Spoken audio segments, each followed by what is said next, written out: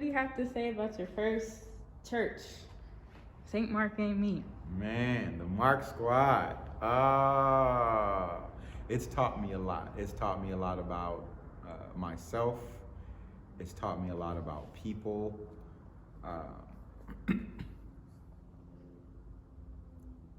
St. Mark is like this super dynamic place that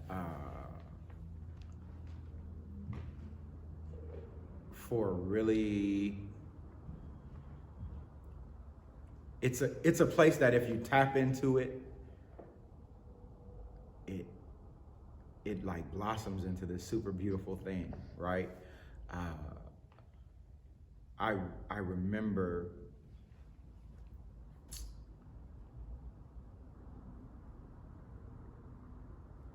kind of understanding like St. Mark. A lot of people looked at it like a pass through. Like St. Mark is a church that you go to show that you could pastor, you could pay your budget, you could preach, so that you could get ready for your next church, right? And that's not the fault of the people. You know, that there's a bunch of churches like that. Every pastor's first charge is the charge where they're just there to show that they could do the basic stuff so they could get their promotion. When I came to St. Mark, I really came with the thought that I wasn't going to limit myself by that idea, like, oh, I'll just be here for a few years. I really just started asking God, like, what am I here to do? And what is here to be done in me? And that approach has given me the opportunity to engage and build relationship with some of the most beautiful people, to be able to serve such an awesome congregation that has a heart for God and a heart for God's people, that loves worship, that loves fellowship. It has changed and transformed me personally, emotionally, spiritually, mentally. It's been, you know, like, I think in as much as I've pastored the church has also pastored me, right? And so that's been a blessing. And I've seen like God moving. So St. Mark is a place like no other, with a spirit for worship and a spirit and a love for God's people. Mighty people doing a mighty work through the power of a mighty God. It comes from Isaiah, the 60th chapter, and the 21st and 22nd verse say, "Then all of your people will be righteous, and the land they possess, the land forever. They are the shoot I have planted, the work of my hands, for a display of my splendor. The least of you will become 1,000, and the smallest a mighty nation. I am the Lord, and in its time I will do this swiftly." Like I was saying, when I first got the charge for St. Mark,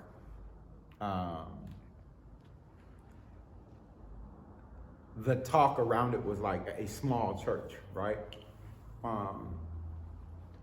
And so I kept like asking God, like, what is this? What are we gonna do? Where are you sending us, and what are you sending us there to do? And the word mighty kept like popping up in my head. And so I was like, all right, Lord, show me where it is. And so the Lord led my heart to that scripture. And I think it embodies us because St. Mark is numerically small, right? Like, we're not 6,000 strong, but because we are willing, God has been able to do these amazing things.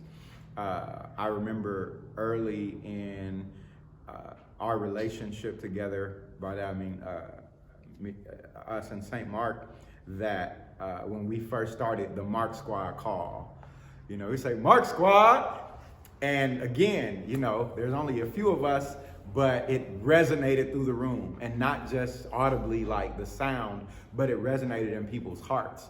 And so I think the next time we were all somewhere, then somebody would somebody would see a member. They'd be like, Mark Squad, like, hey, you're not from the Mark Squad. You can't be doing our call. But it was like the vibrance of the people here. And I wanted to change. It inspired in my heart a desire to change the language around how we talked about St. Mark. Oh, it's a small church. Oh, it's not, we just have a few members, that type of thing. To know we are a mighty people, and the work that we do is mighty. And we do it because we are empowered by a mighty God. And so it is just consistently reminding ourselves and proclaiming to others that what God is doing in us, no matter how many of us there are, is mighty because he empowers it. With like St. Mark, it's being a small church, but most of St. Mark's members are young adults. How do you feel about that? Oh, it's amazing. Again, like a lot of, I think it, like, that's why St. Mark is mighty, right? Because it defies all of these rules. Like, we have young people, we have men, we have babies, we have families, we have seniors. And so it's this, there are these large churches that, and a part of kind of the church jargon is like, oh, men aren't in church. And then you come to St. Mark and like, no, we got Brother Abernathy, we got Brother Kenyon, we got Brother Hamilton, we got Brother Mike. You come and say, all churches, the young people aren't coming to church. And it's like, no, we got Sister Gianni, we got Sister Aaliyah, we got Sister Imani. We don't have families. And like, no, we got all the families. And so it's like this amazing place. And then when we talk about young people, our first year, our YPD was really active. I think St. Mark had the most young people attending quadrennial of a church, which again was amazing. And people were like, what? For the green and white pageant, we had like the most participants. And so it's a sign. I believe that it is a sign of the abundance that God has blessed us with. Again, that we defy what the idea or the narrative of what St. Mark is supposed to be, or what a small church is supposed to be. Being a small church, as you say, with COVID, has it made it smaller? Has it made it bigger? How has COVID-19 affected the church as St. Mark, or the church as the whole AMB system? I don't know if it's hit us hard in some ways, right? Because we're a community church, in that we enjoy being together, and because the culture of St. Mark was so much about being physically together, and so it has made me as a pastor have to learn how to connect to people while not being able to be present, while not being able to lean on our regular times of gathering. It's made it, we've really had to like pivot and figure out. And there was, I think at one point I thought this was gonna be over in like August, right? And then when we realized like, oh, this is gonna be a really long haul. I had like probably 2 months of like mourning and confusion, and like, Lord, how am I gonna do this? How are we gonna do this? How are we gonna hold together? How are we going to maintain? And God has continued to show his face. So it's been hard. I think it has also shown like God's faithfulness.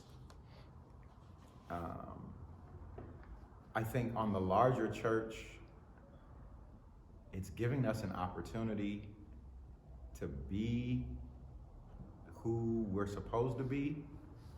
I'm afraid we're gonna miss it. I'm afraid that, again, like historically, the African Methodist Episcopal Church was present and leading in the fight against yellow fever. And I remember when all this started out, particularly around when George Floyd was murdered, I was talking to my grandmother, and she was saying there's no other church in history that had to fight racism and a pandemic at the same time. And so what better place to be than in the AME church? And in some ways it's made me mournful, because I don't know if we've shown up completely the way that history says that we have the ability to, as African Methodists, to be what is needed.